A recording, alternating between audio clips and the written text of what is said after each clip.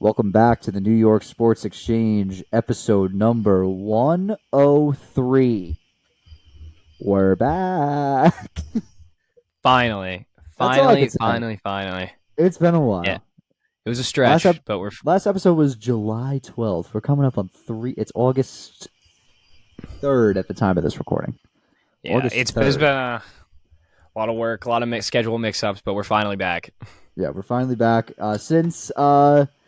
Since our last episode, I'm now a hockey coach.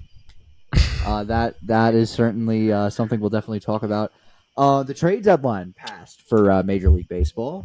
The Mets, sellers, the Yankees. Who knows what the fuck they are? Content. They are content with what they proud of their guys. That's really all I can say about that. They're proud of their guys. I don't know. I saw Boone went on some Talking Yanks podcast, and they were grilling him. I saw it.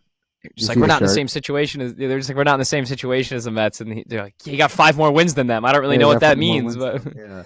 You see the shirt? No, what was it? Jake was wearing a shirt that just said "It's right in front of us," which is like Boone's like big time. Like Boone says, it's literally like Buck Showalter, proud of my guys. Mickey Callaway, we battled, and Louis Rojas. You just got to tip your cap to them, like that. Well, they got to figure it out. I know they won today, but they're winning. Winning right now. I think it is 3-2 in the 5th inning against the Houston Astros. We'll talk trade deadline. We will talk everything that's gone on with the Mets and the Yankees and around the league. Los Angeles Angels, winners of the deadline. I'd assume so, right? Probably. I mean, they're really the only team that made a huge... But let's be honest here. It was a very underwhelming deadline. Like, it wasn't like... It wasn't a lot of team hauls. I mean, yeah. The Mets moved 2 40-year-old pitchers. Like, that was the highlight of the deadline. Yeah, got 2 pretty damn good prospects for them. And we could break that down. I mean, we could just go through... So, let's just start off with the deadline, and we could talk about the Mets a little bit. I mean, you go back to... I'm sorry. Ryan Cowie is in the middle of Section 203 with a Fire Cashman poster. That's a good man right there. He needs to be for Yankees fans around the world.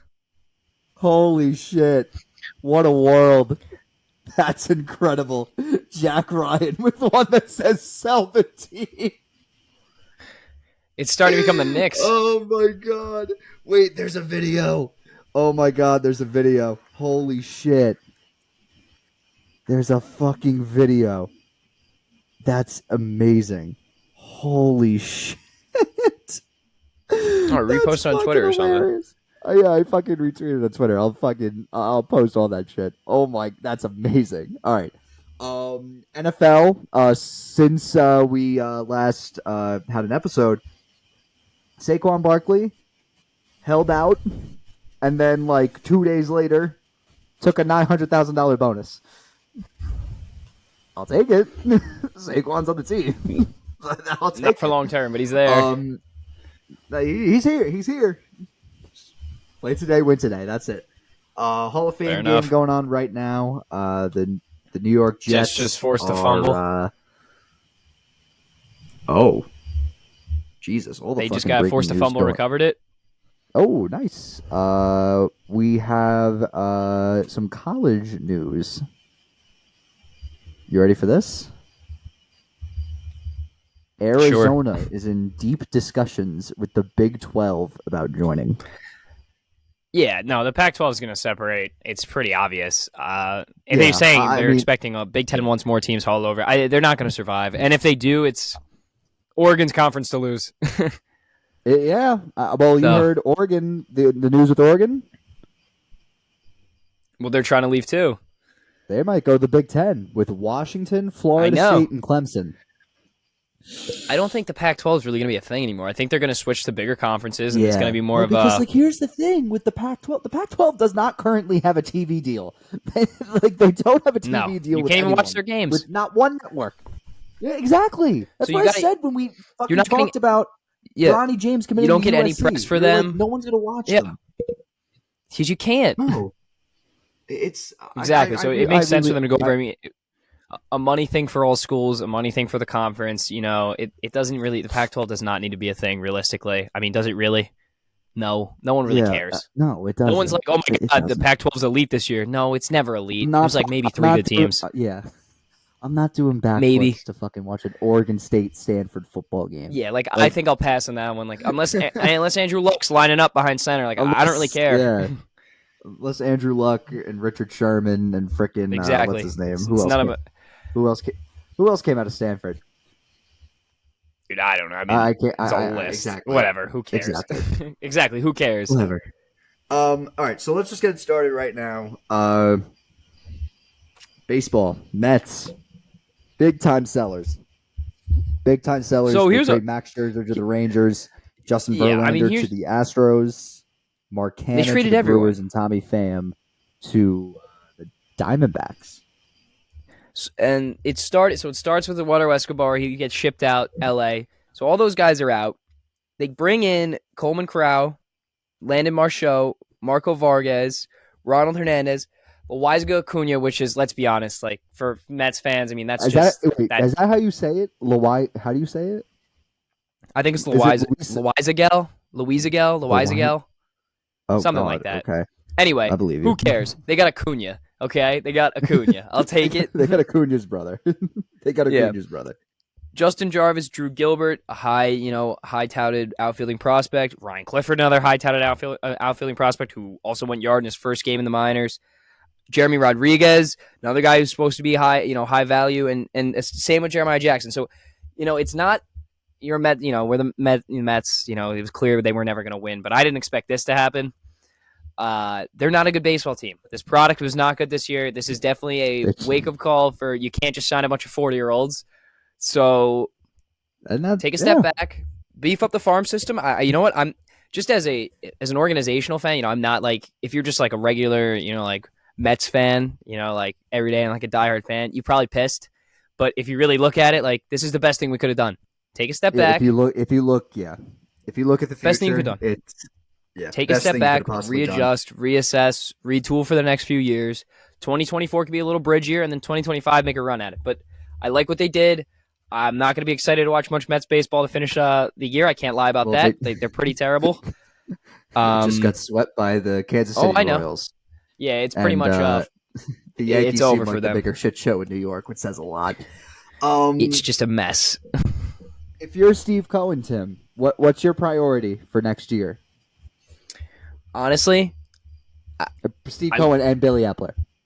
Dude, I'm not even really looking at Shohei. I'm not. And you know what? It is like, I'll take a peek. If he wants to come here, throw some money at him. But I want to get a few consistent starters, a bullpen that we could look to, bullpen we could have that's not fucking pathetic.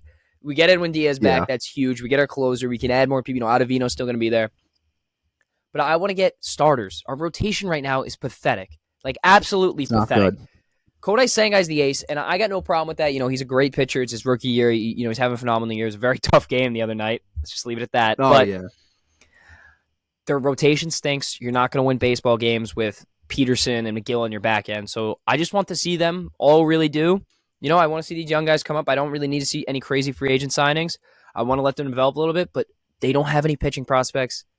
Just sign some guys. That's the thing. Just sign a solid rotation for a little bit long term. There's a few guys out there you can go after. There's a few guys out there. I mean, you could go for Aaron Nola, but he hasn't really had that much of a good year. He's a UFA. Giolito, probably not. Isn't Urias a UFA? Who is? Julio Urias. Urias. Yeah, he's a UFA. You could definitely look at him. Young guy. How old is he? He's 20, about to be 27. There's some guys you can throw money at. Blake Snell's a UFA at the end of the year. He's having a bit of a resurgence. I mean, God, if Stroman didn't hate us so much, I would say throw money at him again. I was just gonna say, if Marcus Stroman didn't hate Met fans and Yankee fans, but so basically, we're talking about next year right now with the Mets. How what's the outlook for next year? Are we competing? Are the Mets competing for a wild card spot? A wild card spot? Yeah. Or I would see them as because I know what you're saying. Yeah, I don't see them as like a 60-win team next year. I don't see them like that. I think I'm looking at more of like an 80 to 85, like 88 range, kind of around there. All right. I'm not expecting anything crazy. Listen, they stink this year, so anything's better than this year. And honestly, I'm just worried because you go into this offseason, Pete Alonso's not already signed. There has been a little disagreement between what the extension should be. I'm hearing murmur that, that they might trade him, which I know is just people talking because of what the trade deadline was like. But, first thing you got to do, bring Pete Alonso back, make sure you're stable rotation, and just, you know what? Just start weeding the young guys in because you brought up Beatty this year. He's been okay. He struggled a little bit. He needs another year. Alvarez looks like he's an all-star catcher. Alvarez. You got Alvarez. You got an all-star guy behind the dish. You could bring up Marussia. There's a ton of guys that you could just let develop a little bit. There is a lot of guys, yeah. It's a matter of doing it right and having the right veterans and not signing guys long term if you want this baby Mets kind of thing to work out. So I'm curious to see what they're going to do next year. It's just we really need to beef up the pitching. The pitching is pathetic. It's one of the I know they can't really hit this year, but God, their pitching might be the worst in the MLB. This might be the worst pitching staff in the MLB. Like realistically, it could be. You guys just got swept by the Royals. Just swept by the Royals. The Royals are pretty fun. Yeah. Well, the Royals have won 6 straight, but let's get to the Yankees. Where do I start? Where do I start with the New York Yankees, man? I'm just so confused on what they were thinking. It's a championship caliber operation, Tim. That's what it is. Championship caliber operation. They keep on telling me. Seems like it. It's not really. It seems. Yeah, seems like it. I don't know where to start. So Judge comes back. Good. Franchise player back. All this.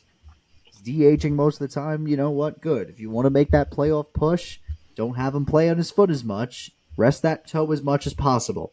Fine with it. Let him DH. Okay with it. Let him DH. We get to this is where my rant starts. The Sunday night game against Baltimore. I have 2 complaints. 1, why is Luis Severino still on this team pitching every 5th day? Why? Well, not anymore. No, not for next year. Tomorrow. No, well, he's out of here next year. Bump him. I thought they were going to bump him, dude. He's pitching tomorrow. He's starting tomorrow. Dude, I really thought they were going to bump him. He's so horrible. It's actually like I've never seen such a fall from grace. He got the contract, and it was just 2018. That man was our ace. And I thought we're in for the long haul with this guy. Sign him to that extension. He hasn't pitched a full season. He hasn't. He's been so bad. I really don't know. I like. You can't afford him. If you're trying to make a playoff push, you can't afford throwing him every 5th day. Like you can't. You can't. And then is that where they're at now? Oh yeah, go first. Yeah. My second issue with that 3rd game against Baltimore, I get sitting there. I get you don't want Judge to get hurt. Obviously, you're a franchise player. He's your captain. Why are you sitting him in a must-win game where your backs are against the wall? You just had a dominating win the night before. You put up 8 runs, and you sit Aaron Judge. At least DH him. Why are you sitting him? Our backs are against the wall. You want to make the fucking playoffs? Fucking play your best player. That's where I'm at now. So you really think they're really trying to make a push here? You think this is a team that's going to make a push? I don't know. I don't know what they're trying to. I'm just going to say this. They're going to make a push. I don't know if that push is going to work. Well, I don't think so either. I mean, they didn't make any moves. They didn't. They didn't. But it goes day by day. Because Monday happens. Domingo Germán is supposed to pitch on Monday. Then all of a sudden, he gets scratched because he felt pain in his armpit and had to go see the doctor. And his appointment to see the doctor was at 5:00. And then so they went with Johnny Brito. They called up Johnny Brito, sent down Ron Marinaccio to AAA. It was the right move. Brito gets shelled. I think he gave up 5 runs. I seriously think he gave up 5 runs, I believe. You know what's crazy to me? The jump from like a AAA, AA pitcher to an MLB pitcher is unbelievable. Yeah. Monday, let's see. Yep, there it is. Okay, Monday. Johnny Brito, 4 innings. Yeah, 5 runs. Who comes in relief, Tim? Who? Domingo Germán. The ace. The guy that was supposed to be starting the game and was scratched, all of a sudden is coming out of the bullpen and throws a gem. He throws 5 shutout innings. Like, the offense just couldn't back him up. But that's not. What are you doing? Tuesday. All right. Trade deadline. Trade deadline day. Oh, yeah. Trade deadline. You know, we're waiting, and we're waiting, and we're waiting. Other teams are making moves. And we're waiting, waiting even more, and waiting until... Boom. Big splash. 4:58 p.m. Keenan Middleton? Who cares? Who gives a shit? And then we get former top prospect in the Texas Rangers system, Spencer Howard, who has a 10 ERA this year. It's August, people. It's August. This is like when, and they immediately send him to AAA. This is like when a girl sees a guy. They're just not the right type. The guy's a douchebag. The girl is just also pretty fucking crazy. And the girl, yeah, you know. And the girl just says, "I can fix him." This is what the Spencer Howard trade was like. I mean, you can't fix him. You can't. So we're gonna roll.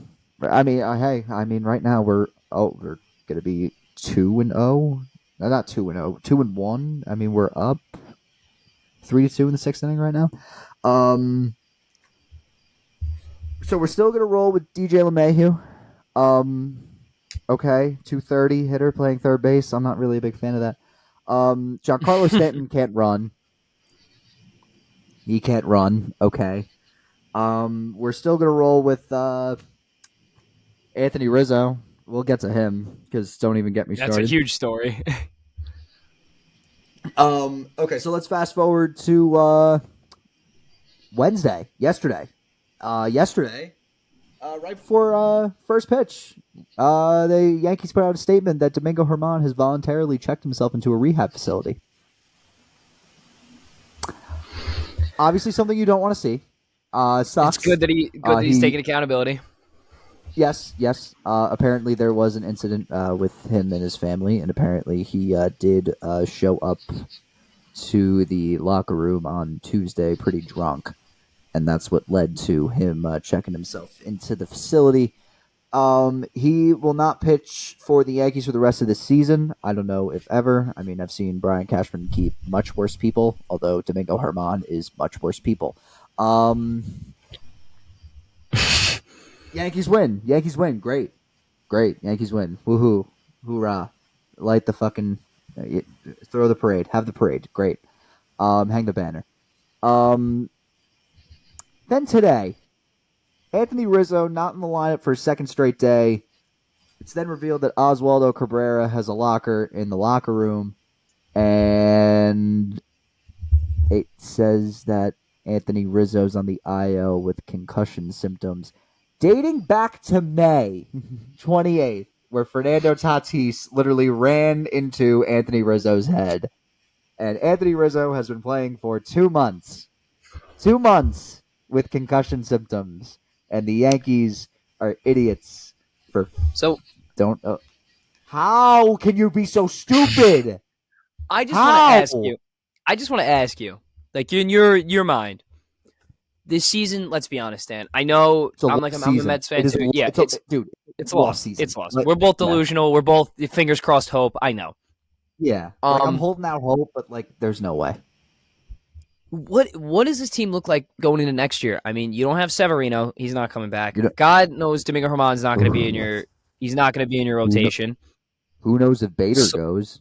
Yeah, Bader might. So what? I mean, realistically, is this team sort of in the same situation as the Mets? Are we looking at we need a retool kind of thing, or where are we? Because right now, to be honest, between the Mets and Yankees right now, Yankees are who's going into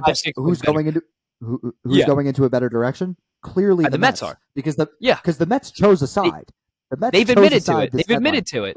They said, okay, we're underperforming. We have all these guys on expiring contracts and all that. Okay, let's trade Verlander. Let's trade Scherzer. Right. Let's trade Sam. Let's trade Canna. Right. So this is Cashman. Anyone. But again, this is time and time again though. This has happened time and time and time and time and time and time again. It doesn't do anything. I was just going to get to that. This is not about. Joel Sherman said it best from the New York Post. I listened to his podcast with John Heyman. This is not about a day. This is not about this singular trade deadline. It's about everything that has happened for the New York Yankees over the last 36 months. Last year's trade deadline. Go back to the lockout. I mean, before the lockout. He didn't even do anything. Yeah, before the lockout. Let's just start before the lockout. It starts with the Donaldson trade. I mean, I know Isaiah Kiner-Falefa is fucking contributing now, and great. I mean, good for him. He's fucking deserved it. The guy went through fucking hell and back. The Josh Donaldson trade did not work. Did not work in the slightest. You got to the only. Let's just say this. We'll talk about last year and going into this year. I think only one group of people thought that Josh Donaldson was going to have a bounce. Like, everyone and their mother knew that Josh Donaldson sucks. The only people that thought Yankees front office. Josh Donaldson was going to have a bounce back year was the Yankees front office. And guess what? He didn't. He's hitting 120, and this is his second stint on the IL. Fast forward, the trade deadline was a disaster last year. We got 4 guys with major league control. You go get Benintendi. He fucking breaks his hand. You get Bader. And then you get the 4 guys that are still on the team. Bader, who's been on and off the IL. Frankie Montas has not pitched a pitch this year. Lou Trevino has not pitched a pitch this year. Scott Efros is recovering from Tommy John surgery. And it pisses me off about all these injuries because it's something for Brian Cashman to fall back on. Because he can just say, we're still competing. We're just really unfortunate with the injuries. And all that. Other teams adapt. And then, don't even get me started with the whole left field situation. It's been so known that the Yankees needed a left fielder, and Brian Cashman refused to go get one. He refused to go get a left fielder. I mean, even when before Cody Bellinger heated up and the Cubs were heating up and there was talks about him getting moved, Yankees weren't even attached to guys like that. I mean, they had no. There was nothing. The crazy thing is, this team is still so dependent on righties in the lineup. When you look back at teams, the 2009 team, 3 switch hitters, 4 lefties in the lineup, 2 righties, 2 righties. And you got a switching first baseman. A-Rod. Teixeira was a switch hitter. Cano was a switch hitter. Melky Cabrera was a switch hitter, I believe. Johnny Damon, lefty. Nick Swisher, switch hitter. Jorge Posada, switch hitter. Was Granderson on that team? He was a lefty. No, he wasn't. And then it also made me realize, too, while watching the Baltimore series, Baltimore moved back their wall. So, that's their gimmick. That's what makes baseball so special, is that the gimmicks in the ballpark.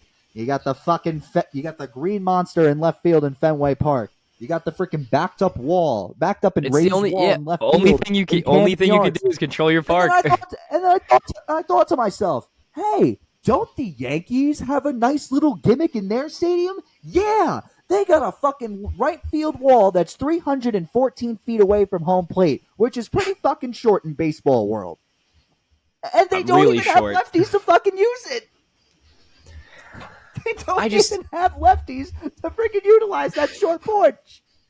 I mean, Pete Alonso would have 750 home runs. Like, he would have 300 home runs at Yankee Stadium. They don't. Even though he's a righty. There's just so many things that they've done wrong approaching-wise. I mean, approaching, free agent signings that they haven't, haven't done. It just they've been in the race for a lot of these guys, and it's just, I don't know. It feels like Cashman doesn't he's so loyal to these guys that just have not produced. The prospects too. Austin Wells is about to be 25 years old. He just got called up to AAA. AAA. It's bad, man. You know what? It's bad development, bad management. It starts up to the front office. There's no accountability. There's no accountability in the front office. There's no accountability. Aaron Boone is a fucking cheerleader, and I'm not one to be like, oh, everything's Aaron Boone's fault. I fucking hate Aaron Boone. I like Aaron Boone I think Aaron Boone's a good guy. I think he's a great guy. Do I think he can manage his team well? Sometimes he can. Sometimes he can't. But a lot of the times he can. Yeah, most of the times he can. He's not I don't know. I really don't know how this team succeeds. I think the only thing that's giving me hope is that in 2008, the Yankees did not make the playoffs. What did Brian Cashman do? Got CC Sabathia, got AJ Burnett, got Mark Teixeira, got Nick Swisher. What happens? They win a World Series. You got to be committed to doing that. In Brian Cashman's mind, not making the playoffs is a failure. Right now, that's where they're tracked, and he didn't make any adjustments. You made no adjustments to differ that trajectory. You're just rolling with the same team. I understand Judge was out for a long period of time, and you're getting him back, but dude, you got he is now dealing with a toe injury that's going to linger for the rest of the year. And maybe longer. You just didn't do anything. It's you know what? As just a baseball fan, it's frustrating. They're gonna win the game, but as a Yankees fan, it's got to be super frustrating. As a baseball fan, it's just like I'm looking at it. And I'm like, it doesn't make any sense. It doesn't. I don't know. It doesn't because Anthony Rizzo playing with Anthony Rizzo before that injury was hitting 300 and with a near 750, maybe near 800 OPS. And then this injury, anyone with two fucking eyes could have seen, this guy's hurt, definitely has a concussion. It takes them 2 months, 10 weeks to actually figure out, because he realized in the fucking, the Sunday game, that he was having trouble seeing, some fogginess. That game he went 0 for 5 with 5 strikeouts. He told the team, I'm not really seeing well. I think it's my head. My mind's foggy. I'm not remembering anything. Do you know what the Yankees do? Play him for the next 2 games. Are you kidding me? And that's not even poor management. That's mishandling a person. That's a malpractice. That's literally a malpractice. And it gets to the point, too, where it's it starts with the training staff, this whole thing. The hitting coach situation. Anthony Volpe looked terrible, and then he went on a chicken parm date with Austin Wells, and then all of a sudden he's one of the best hitting rookies in the sport. This is pure incompetence at its finest. I can't even believe this. It's the team I'm rooting for. Get me to football. Get me to football, please. Because as much of it is on the field play, with stuff like this, you see these news reports come out. It starts from up top. There's no accountability, and you just it just seems I know people say that the Mets are sometimes mismanaged, and there's a lot of guys coming out there saying a complete opposite, and no one really says anything about the Yankees. But if you just look at their track record these past few months, I mean, it's been past few years. It's been borderline pathetic. It's been bad. They've been literally they're mid. They are mid. They are that mid tier. I don't get it. I truly don't get how they think that this team is able to compete every year when you have aging players like DJ LeMahieu. I'm not going to include. Trust me, if we didn't find out that Rizzo still had that concussion shit, I literally would have included Rizzo in this conversation.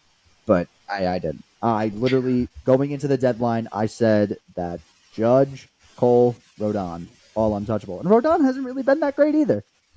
But this is, you know what? This is what New York baseball's become. They're a big market. They think they can just go after big names and stuff will happen. It's not how the sport works. It isn't. They got to. It isn't. They got to stick. Did you see? They got to figure it out. I don't know. We'll figure it out soon. But they're both not making the playoffs. That's my bet. And if you ask me this question, if they were both making the playoffs, if you ask me this, I go way back. I mean, you asked me this in like February or March or April. I mean, I'm telling you, these are two maybe top seeds in the entire AL NL. Yeah, but I don't know. And then just didn't. One more thing about the Yankees, they did a video on their like analytics team, the Yankees, and they're talking about how many these people that they've scouted and like how great they are. Do you want to know what the amateur scouter hyped up in this video? The players that were mentioned in this video. You ready for this? It's disgusting. We're talking about how we hyped up Chance Adams. I think he appeared in like 3 games for the Yankees and was a part of the Sonny Gray trade. I think Chance Adams. God knows. He was a part of. I believe he was a part of the. What trade was he a part of? Oh, we just literally traded him for a minor leaguer. Oh, nice. That was our top guy once. Then we go ahead and talk about Anthony Siegler. Anthony Siegler was our first round pick in 2018. Let's see what he's doing in Somerset, AA Somerset right now. Let's see. I literally just saw his stat line the other day, and let's just say that it is not good. This man was drafted in 2018. And he is hitting 169 with 1 home run, 16 RBIs, and a 551 OPS. Next up in this video, we have Tyler Wade, a career bench player. A career bench player. That's what the Yankees are proud of. Scouting and a career bench player in Major League Baseball. And last but not least, they highlight their 2007 second-round pick, a career backup catcher, Austin Romine. Leave it at that. Just the Yankees drafted them. Leave it at that. We'll leave it at that because I'm disgusted. All right. Let's talk about some winners. Baseball. Winners of the deadline, no doubt, the Los Angeles Angels. I mean, they bring in who? They bring in Lucas Giolito. They bring in C.J. Crone and Randall Grichuk. Raylan Lopez. Yes. Mike Moustakas, Eduardo Escobar. They did their job. Yeah, they did their jobs. But Tim, I have to ask you this. Do you think Arte Moreno is stupid for not trading Shohei Ohtani? I think that all he's doing right now is just trying to get. I think they know Shohei's leaving, and I think this is where they're at right now. Yeah. I think they're really just like, listen, this team has not done anything in the playoffs in recent history. Why don't we give it a shot this year? Let's give it a run with what we have, because we're not going to have these 2 guys next year. We're not going to have Trout and Ohtani. I know they're going to get Trout back soon, but this is it for them. And this is really where they're at. This is it. So you got to make a run at it. And I think that's what he's come to terms with that, and he's just trying to make a run at it. So I don't think he's stupid. I also think he had no leverage. I think that's a huge part of it. He didn't really have much leverage. So there's no, because he wants out. He's not really going to resign. He almost sold the team. Yeah. People need to realize that. This past year, he almost sold the team. So he had no leverage. Backed out of the sale. So they got no leverage. And this is, this is it. We're making a last push at it, because there's no point of giving up a generational guy and getting back nothing. Really nothing in return. Yeah. But I think it came down to the realization of 2 things. he was going to go down as either the guy that traded Shohei Ohtani or the guy that had 6 years of Shohei Ohtani and did not make the playoffs with him. I feel like he'd rather be the guy that would trade Shohei Ohtani rather than being the guy that had 6 years of him and not make the playoffs. I think that's more of an embarrassment than trading him. So, I think the greatest of all, some of the greatest players of all time got traded. Babe Ruth, Wayne Gretzky. Yeah. Like, we don't know who those executives were. Exactly, but and you know what? Sometimes there's more behind it than we see to the naked eye. But this is a situation where there's not really much to it. They brought in this guy. They have arguably the two best baseball players in the world. I granted they both can't stay healthy at the same time, which is dumbfounding to me. But yeah, that's insane. Shohei's been able to stay healthy though. It's more Trout than Shohei. Trout, yeah. But you got these two guys who can, do incredible things, and they haven't. They brought in Rendon. Rendon's been such a disappointment. They're all over the place, but they're finally buckling down. They're making a push, and I respect it. You know what? They're in a spot to do that. This is their really only shot to do it, so might as well go for it. And I got no problem with not trading Shohei. I don't blame him. I don't blame him at all. So right now, although John Heyman did just come out with a report saying that the Mets set an extremely high price for Pete Alonso and knew by midday on August 1st that he wouldn't be traded. I'm sure the price was Tennessee. You got to give me like an MLB. Yeah, they were probably like, you got to give me like a top 5 MLB prospect, maybe. MLB, yeah, and like a couple of MLB ready play, like at least current. Yeah, MLB a couple players. Starters. Yeah, yeah. Like there's no doubt about that. If they were like, I don't even know. I don't even know what prospect that I would possibly give them up for. I don't know. Not a clue. Not a clue in the slightest. I don't know if I would. Maybe Jackson Holiday. Maybe. Yeah, but I don't even know if he's going to be good. It's like he's already in Double-A, Tim. He's already in Double-A, which is like fucking crazy to even think of. No, I know, but like it's like the kid got drafted last year. He's in fucking Double-A. Yeah, I probably would trade. I'm just saying. Yeah. Anyway. So here we go. This is the current wild card standings right now. Or not wild, or based the current MLB standings right now. It's a tight race in the American League. I mean, it basically comes down to this. If it's not really a tight race, whoever wins the AL East, the American League playoffs are running through you. And right now, the American League playoffs run through Camden Yards, which is a ludicrous statement that I thought that I'd never say. Never. Neither did I. Yeah. Then you go down to the National League. This wild card race is hell. It is hell. I feel like it changes. I feel like it changes every day. I mean, we can even include the Reds in this conversation too, even though they lead the division right now. This is, and the Cubs are on fire. Cubs are making a push. They could make a push too.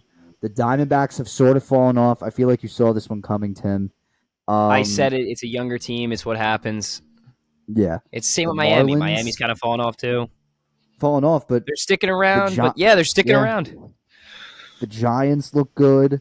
I mean, and then let's just talk about the Atlanta Braves because they're fucking ridiculous. We said it at the beginning of the year. I mean, they're unbelievable.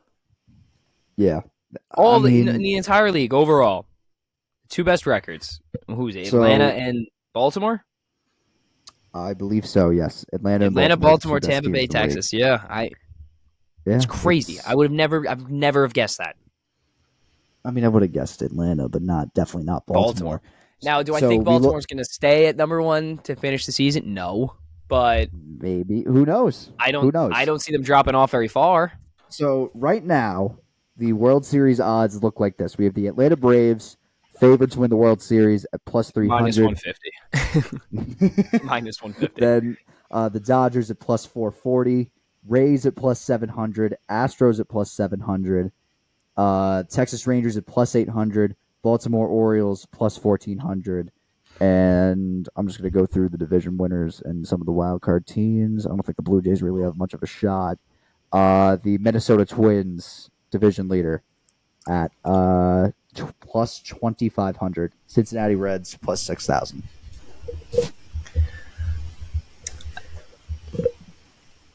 At this stage of the game right now, I'm going to say it. I am not taking a team this early that's plus 300 to win the World Series. From a gambling perspective. But no way. But from a baseball perspective, this is Atlanta's World Series to lose. It literally, the entire league runs through them at this point. I think everything about that. I mean, they have the league leader in strikeouts, Spencer Strider, who has 200, by the way, maybe even more now. I mean, yes. Ronald Acuna is unbelievable. Their whole team's unbelievable. Like, yeah, they have a bench player. I don't even know, was it Garcia? I don't even know who it was. Who's batting like 290, and he's not even an everyday player. He plays every other day. It's probably not Arcia because he just won an All-Star game. I would assume it's their pitcher. Possibly. It doesn't matter. Yankees took the lead. I didn't even notice. Stan, they're unbelievable. Yeah, they're the best team in baseball for a reason, Tim. This is. You know who's going to be unbelievable? Jets, baby. It is time for East Rutherford football, baby. That's right. You heard me say East Rutherford football. I'm going both ways here. Football. I'm going both ways here. I can't wait. I seriously cannot wait. Jets are up 13-0 right now. I'm excited. Good. They're covering. Perfect. Good for my bet. Yes, I'm Wasn't betting their on coverage preseason like football. -2? It was at 1.5, and then I didn't. Bro, I didn't what do you mean good? They're covering. I didn't see much value in the money line. Would have gotten more money in the spread. So we're gonna go division by division each episode. So we're gonna do AFC East, NFC East, and then next episode, AFC North, NFC North, and so on and so forth.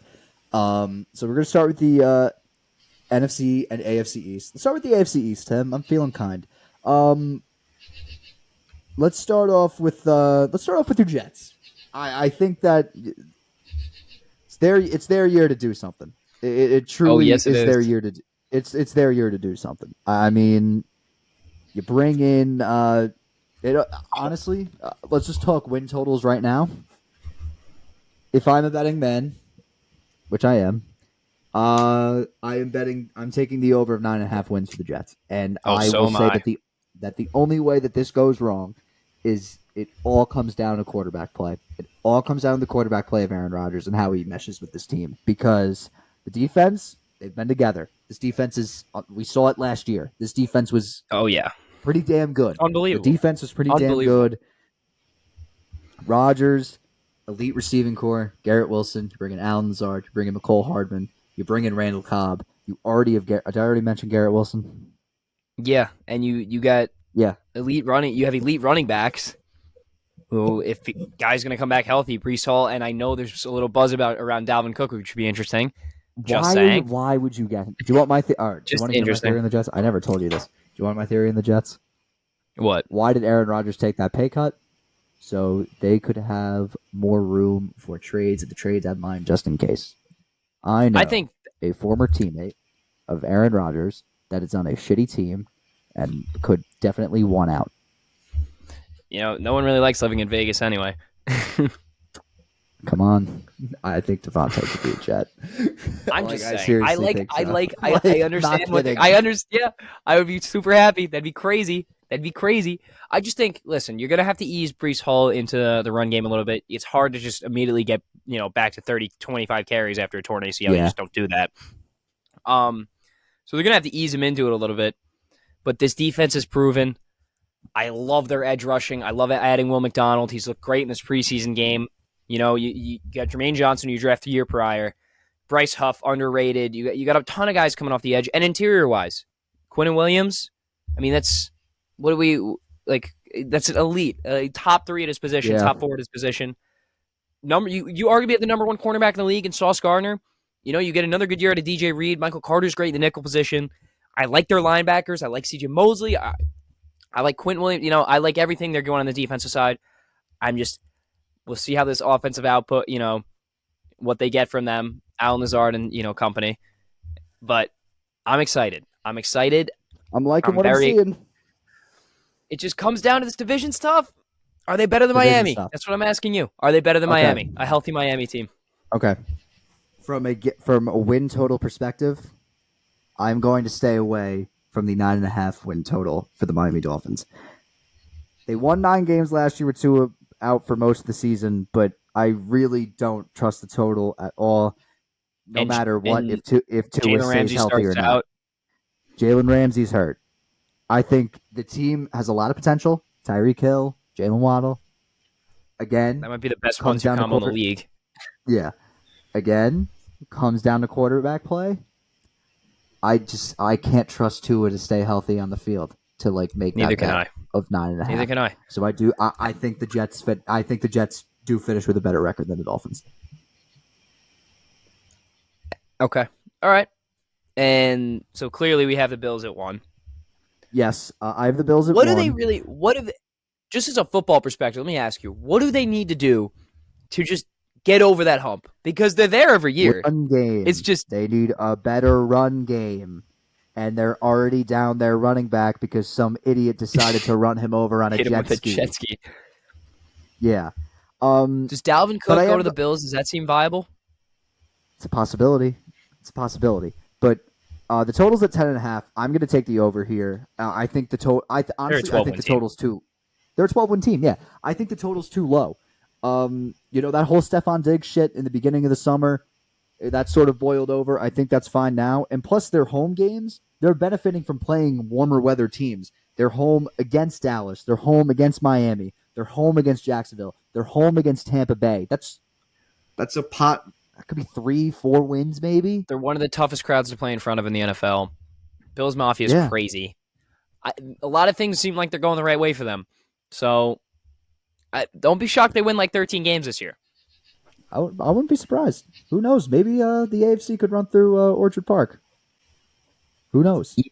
Last but not least, the New England Patriots. I have the under. This is actually one of my favorite bets in this division. I like the under of 7.5 wins. 7 of the 8 wins for the Pats last year came against backup quarterbacks. I don't care if Bill O'Brien's the new offensive coordinator. I just don't think this offense is talented enough. I don't trust Mac Jones. Give me the under. Yeah, I mean, I look at you going Zappy, and it's kind of the same output for me. I don't really like this team. I like their defense. They always have a good defense. I like their defense. They've always had a good defense. When have they not had a good defense? They have good linebackers. That they have a good rush game up front. I just think their offense is so pathetic. I really think this might be one of the worst offenses in the league. So yeah, it's definitely up there. How are they going to move? Possibility with that. How are they going to move the ball? I mean, they're really. I don't know. I really don't know. I don't like them. But so we both have Bills, Jets, Dolphins. Yes. Pats. Now. Yes, indeed. Do you have 3 teams in this division make the playoffs? That's my question to you. Again, it all comes down to Miami. I think it all comes down to Miami. I don't think I think the Jets make the playoffs.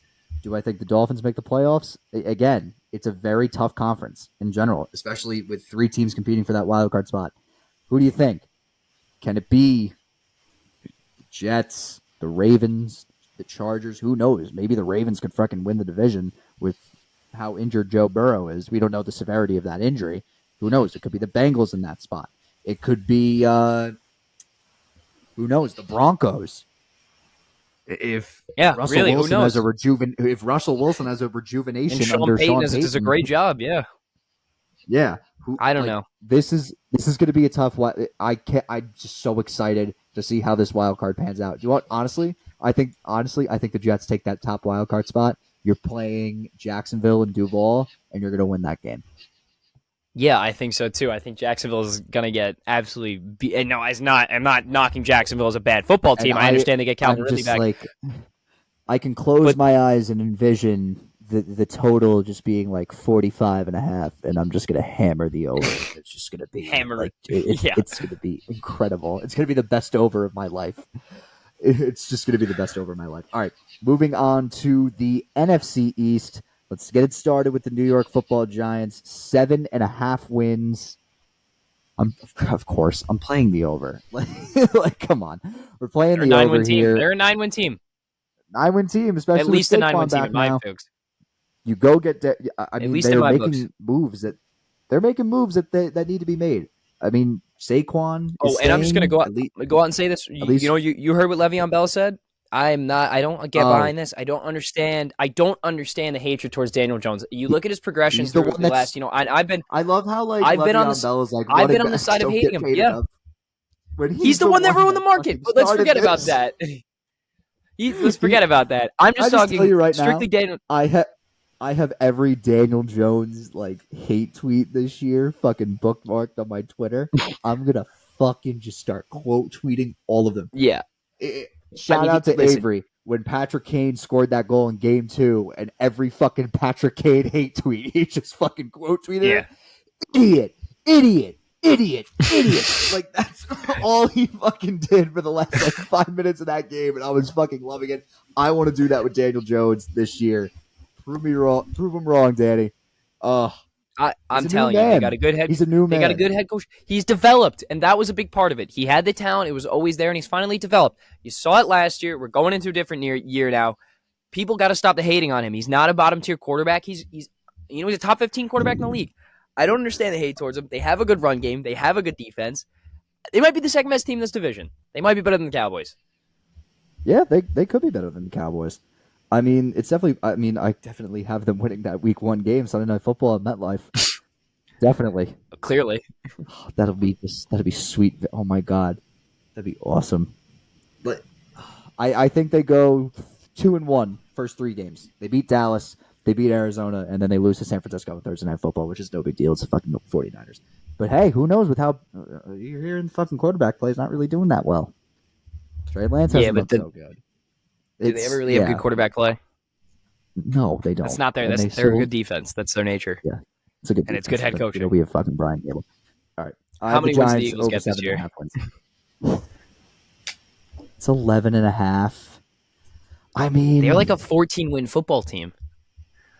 I'll pass on it, but I wouldn't be shocked if they go over. The total's at 11.5. I mean, that's just out of pure hatred. I mean, yeah, but the only way that they go under is if, what do you call it? Is if the absence of Steichen and Gannon is just clearly there, and the defense and the offense just look. I don't think it will be. Which I find that hard to believe. Yeah, very hard to believe, especially with the way that they. I mean, every tool they have. No, they're stacked up front. They got a great quarterback. They have a great receiving core. Their defense is phenomenal. Fucking defense, Jalen Carter. Yeah, I mean, Jalen Carter. You had Jalen Carter, who might be he was arguably the best player in the draft. They add him now on their line. Criminal thug. It's unbelievable. Thug, criminal thug. Who cares? Thug. They're unbelievable. They're definitely the winners of this division in my book. That's for damn sure. Yeah. That's where I disagree with you. Because I'll tell you, you know that big trend that there hasn't been a repeat NFC East winner since 2004 or something like that. It's been a long time since there's been a repeat winner in the NFC East. I guess. Am I going to? Yeah. Have we seen a team that's been this dominant in the NFC East? Realistically, that's true. In a while. Because I'm not putting the Cowboys ahead of them. And unless you're putting the Giants at 1 in this division, which would be criminal, and it would be criminal. Yeah, that would be criminal. That would be pretty... Because the Commanders aren't winning it. Although, let me ask you this. How many wins are the Commanders getting this year? They're going under. I have them going under. They're going under 6.5. Yeah, that's fair. Carson Wentz still free agent. Under. Yeah, Carson Wentz still free agent. I just don't trust Sam Howell. Apparently, he and Terry McLaurin are looking good, but I still don't trust it. I heard he's every other rep with him. Yeah, I don't trust it. All right, break down Dallas for me. Give me your Cowboys breakdown. Dallas is confusing only because of who's calling the plays. So they hire Brian Schottenheimer as their offensive coordinator. That's not good. They have Mike McCarthy is their main play caller now. I don't know what to think of that one. When Mike McCarthy was the main play caller for the Green Bay Packers, it was the last 2 years that Mike McCarthy was in Green Bay, and then 2 years later he was out the door. They're bringing Matt LaFleur. So I don't know. I really don't know. I'd say play the 10.5. I'd go under. But I wouldn't be. I'm passing on the Eagles. I'm passing on the Cowboys. Just I don't know what to do with that one. But it's what the thing about this division is that there's 3. I mean, top 7 arguably defenses in the NFL. Yeah, Giants defense looks good. Giants, Eagles, and you can't. The Micah Parsons led Cowboys every year are just such a pain to play against. Trayvon Diggs as well. Yeah. They're a pain to play against. All right, give it to me now. How's this division looking out? Who's 1, 2, 3, 4?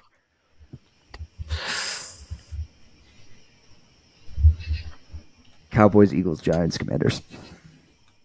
All right. I'm going based off the trend of there not being a repeat winner. I just think if it hasn't happened before, it's not going to happen now.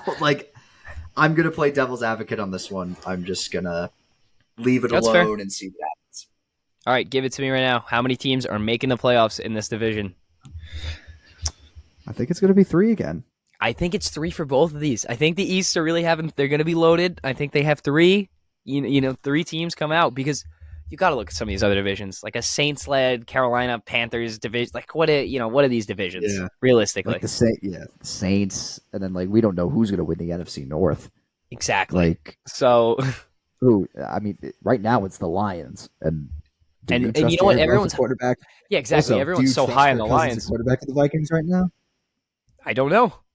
There's a lot of questions to be asked. There's a lot of questions Justin Fields, but there's a lot of other questions with all. But they stink. Yeah. Well, they got DJ Moore. Crazy. They got DJ. Yeah. Takes him to the Super Bowl. Yeah, really. But I mean, I'm just so excited for football, man. Me too. I'm itching. I'm itching for it. The over is very much alive. Speaking of the Bears, oh wow. They have signed Yannick Ngakoue. Really? Yeah. Good for the Bears. Pretty Again, Bears don't scare me at all, but let's see how the Yankees. What are you gonna do? I think the Yankees are in a little bit of trouble, aren't they? No, they're not. All right, runner on second, 1 out. Aaron Judge up. Let me before we get to our top 5, I want to ask you just a quick hockey question, or we could talk basketball too. I don't know if there's any basketball news. Just about the Rangers regarding what you could see. You look at the Caps. A lot of teams are set. A lot of teams don't have many remaining RFAs. Troy Terry just got signed to a 7-7 by Anaheim. There's a few guys left. Yeah, there's a few big names left. Zegras is still RFA. The huge one that everyone's talking about right now, Alexis Lafreniere. The Rangers now have $3 million to work with in cap before they're over.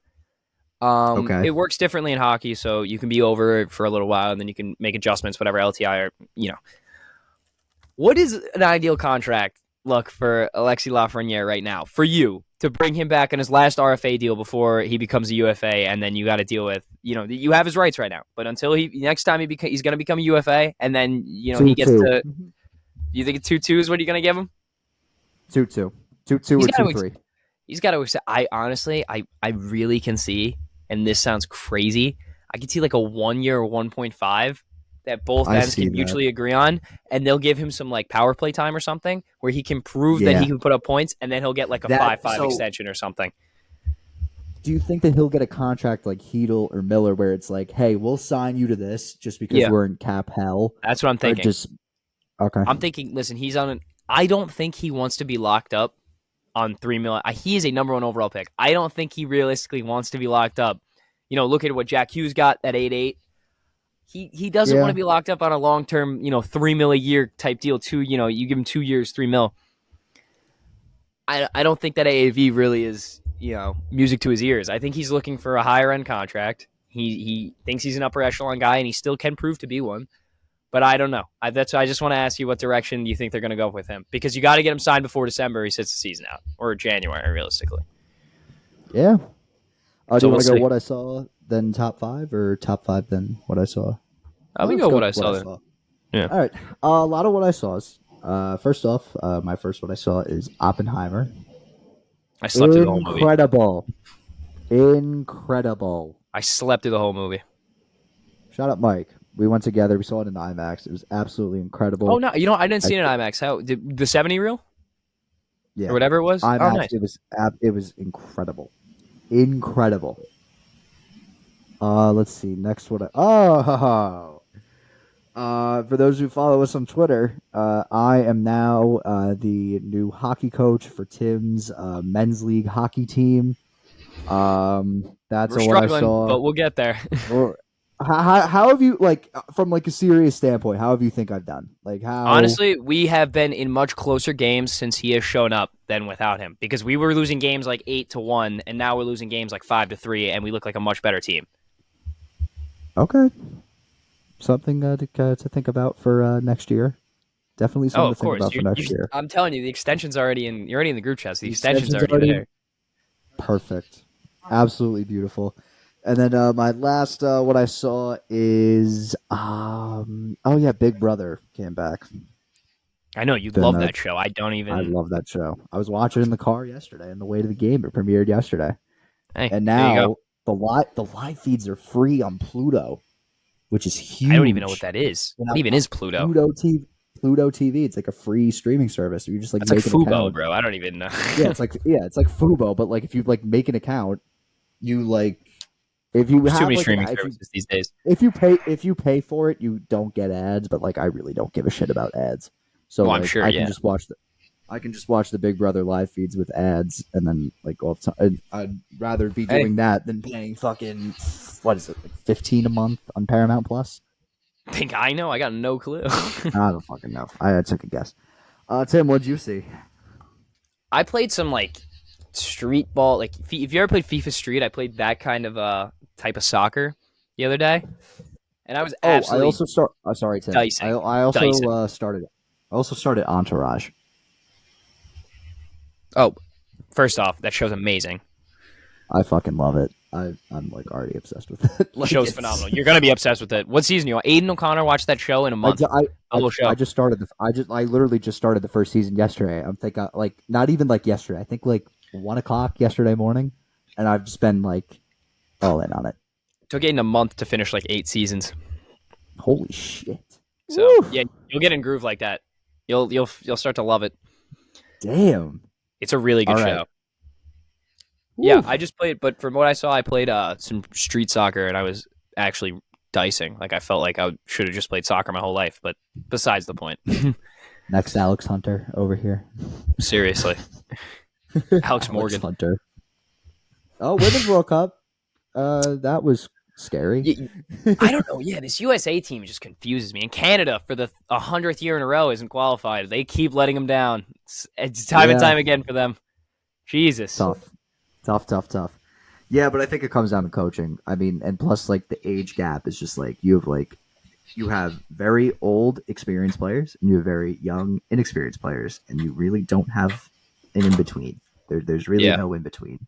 You have Morgan, Rapinoe, O'Hara, who else? Julie Ertz, and then you have. But their defense has been phenomenal. Yeah, but like they just can't score. I don't know what it is. Yeah, they can't score. They can't finish. Like, and plus they're even more screwed now that Rose Lavelle is out for the fucking round of 16 games because she got too many yellows. They got to really pick it up and figure it out, because this is the only team we could bank on, because the U.S. men's team is just I don't know how much more Weston McKennie I got in me. We're on the rise.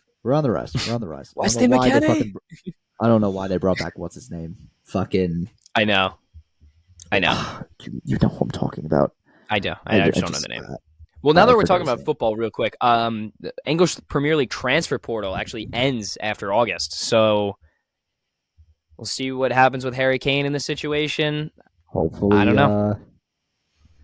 Hopefully a Hotspur, but he does want to leave, so we'll see. Damn it. All right. Top 5. No redraft. we kind of forgot to so roll with the top five. Roll with the top five. Okay. I thought of one. Top 5 times of the year to gamble. So like, all right, that's a good one. That's a really good one. I'm gonna go 5 opening day baseball because I just throw like a 15 leg parlay. Yeah, I just throw like a 15 legger down.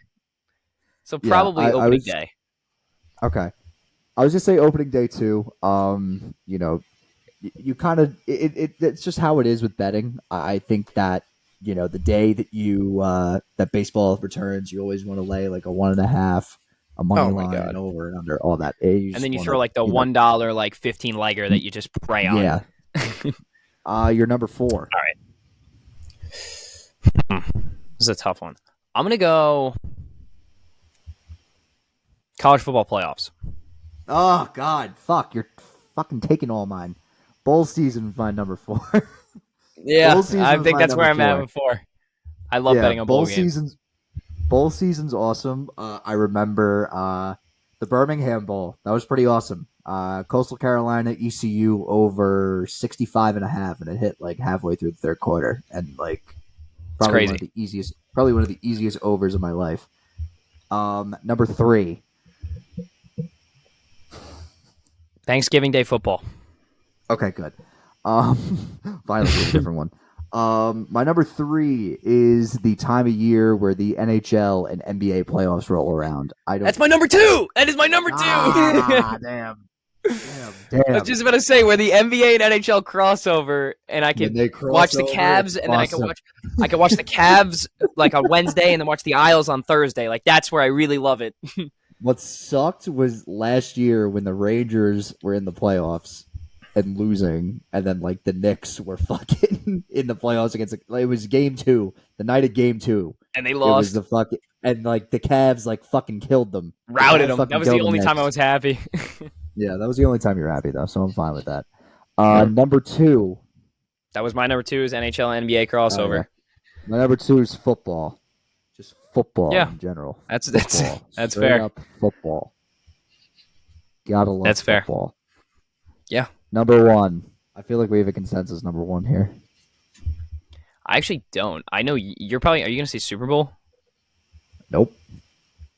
Oh, all right. Why don't you go first? March, baby, March. Yeah, I was thinking it, but I don't even think I'm gonna throw March Madness down. What? I throw it in an honorable mention, like that. Hot take. Also, follow my college basketball account, Dan Layton CBB. You'll be getting college basketball news, college basketball betting when the season comes around. You're not going to want to miss it. That's all I'm going to say about that. Give me this might be a crazy take, San, and you might hate me for this. Oh, God.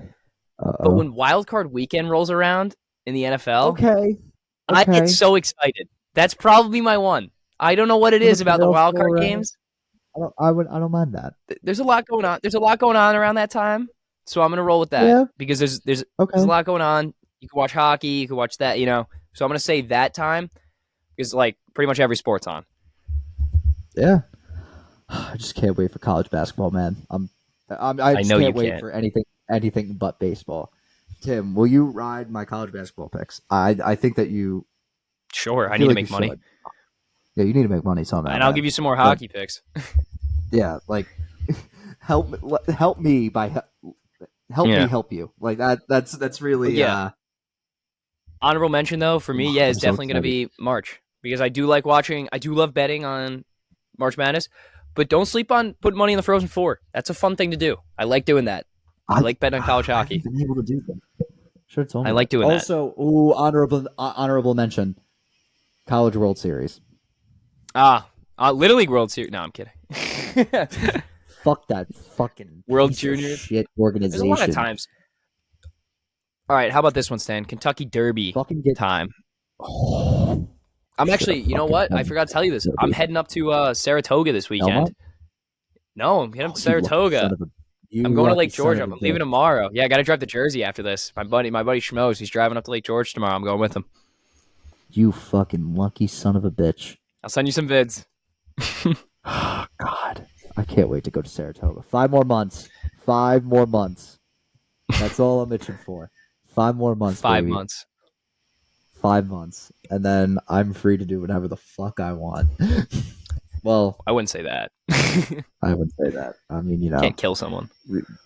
Obviously, you can't kill someone. You can't kill someone at all. But I'd like to, we'll leave it on that. Maybe toss $100 21st birthday celebration. Ride the rocket on DraftKings. That's what I'm gonna do. That's what I'm gonna do. Holy shit! Ride the DraftKings rocket, baby. Duke plays on the 20th at the Garden so like 2 days before my birthday. It's actually my mom's birthday. So Duke plays at the Garden on Mom's birthday, and then the Rangers play the Oilers at the Garden on my 21st birthday. That's awesome. So that's like a big, who knows? Duke spread, Rangers money line, and then do the Knicks play? There's 2 games we're really going to go to, though. We're going to go to the Giants-Jets game, and you will see us at the Isles-Rangers St. Patrick's Day, 1 p.m. puck drop. Oh, we're going to that. Giants-Jets, I can guarantee. We'll figure that one out. Rangers Islanders. St. Patrick's Day, Rangers Isles. I actually might kill that, but we'll figure it out. Remember that one Devils fan got put in the hospital? Oh yeah, kid definitely did not take my sister to prom. Yeah, so we'll see what happens. Shout out Evan, we love you, man. Yeah, and then remember that other guy that got rocked? Was he a Devils fan? The one the Rangers fan just came up behind and punched. Oh yeah, what the fuck that was like a Prudential Center employee who was like a crowd hyper upper, like he gets paid to hype up the crowd. I don't know. I got knocked. So fucking whatever. Slept him. Crazy. Let me see if the Knicks have a. Are they playing on? Has the NBA schedule even came out yet? No. Is that even? I don't think so. I think nope. Okay, I'm an idiot. Yeah. So who knows? Maybe the Knicks do play on my birthday. Maybe they're on the road. You can have a nice little 3-leg parlay. It'd be nice. It'd be nice. Okay. Nice. All right, that's gonna wrap it up. Be sure to follow us on Instagram, Twitter, and TikTok. Be sure to subscribe to our YouTube. Like this video on YouTube. It will help us out tremendously. You have absolutely no idea how much it helps us. Be sure to follow us and rate us on Spotify. 5 stars? 5 stars only. And we will see you guys on Wednesday. Wednesday upload. All right. Peace out. Peace out, gents.